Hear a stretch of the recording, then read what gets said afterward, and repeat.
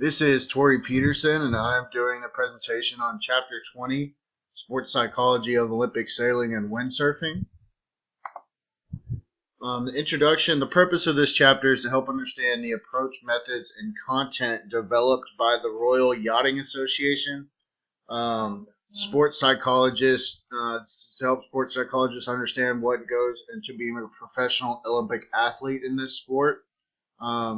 This presentation has a few topics, and they are the following: professional attitude development in sailing and windsurfing, performance profiling and goal setting, mental preparation, and teamwork and strategies.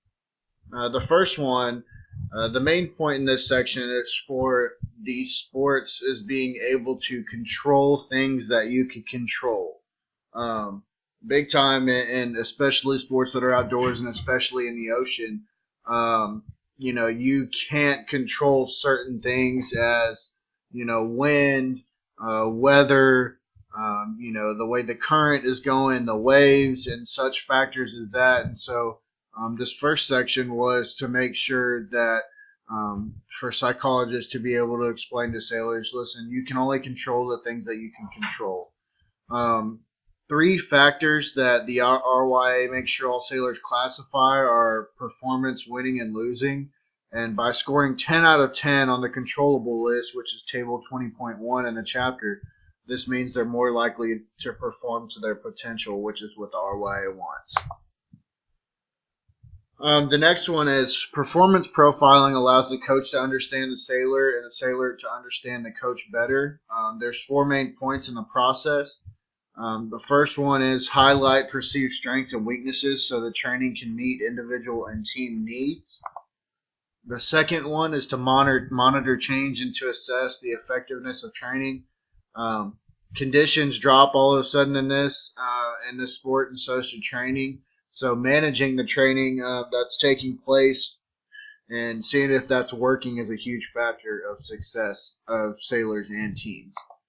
The third point is to identify a mismatch between perceptions of the coach and sailor or the boat. A coach and sailor or team have to be in the same mindset with goals or outcomes in training and matches. If they do not have the same mindset from a performance standpoint, there will always be friction, which does not lead to success. The fourth point is analyzing performance after competition.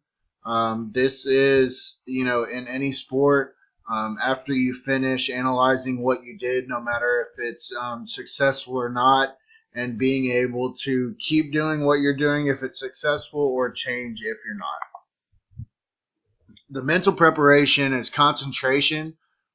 This involves a bunch of cues in this chapter that sailors or teammates tell themselves.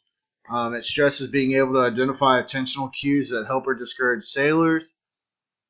Another one is relaxation, which means staying in the right state of mind throughout competition and being able to control arousal and anxiety.